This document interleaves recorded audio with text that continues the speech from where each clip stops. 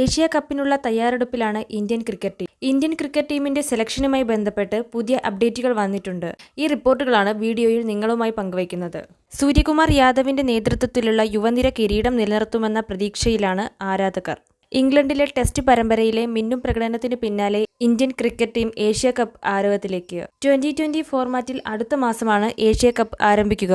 2020 ഫോർമാറ്റിൽ വെടിക്കെട്ട് പോരാട്ടങ്ങൾ കാത്തിരിക്കുകയാണ് ആരാധകർ. സൂര്യകുമാർ യാദവ് നായകനാകുന്ന യുവനിര ദുബായിൽ കപ്പടിക്കുമെന്ന പ്രതീക്ഷയിലാണ് ആരാധകർ. പാകിസ്ഥാനെതിരായ മത്സരത്തെ തുടർന്ന് വിവാദത്തിലായ ടൂർണമെന്റിൽ സെപ്റ്റംബർ 10 UAEക്ക് എതിരെയാണ് ഇന്ത്യയുടെ ആദ്യ മത്സരം. 14 ഇന്ത്യ പാക് ബ്ലോക്ക് ബസ്റ്റർ പോരാട്ടം. നിലവിൽ 2020 ഫോർമാറ്റിൽ കളിക്കുന്ന എല്ലാവരും ഏഷ്യ കപ്പ് ടീമിലെത്തുമോ എന്നാണ് ആരാധകർ ഉറ്റുനോക്കുന്നത്.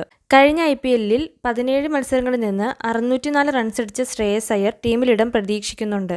അവസാന 10 2020 മത്സരങ്ങളിൽ നിന്ന് 3 സെഞ്ചുറികൾ നേടിയ സഞ്ജുവിന്റെ സ്ഥാനം തൽക്കാലം സേഫാണെന്ന് കരുതാം. സൂപ്പർ താരം ജസ്പ്രീത് ബുംറ ഏഷ്യ കപ്പ് കളിക്കുന്ന കാര്യം ഉറപ്പില്ല.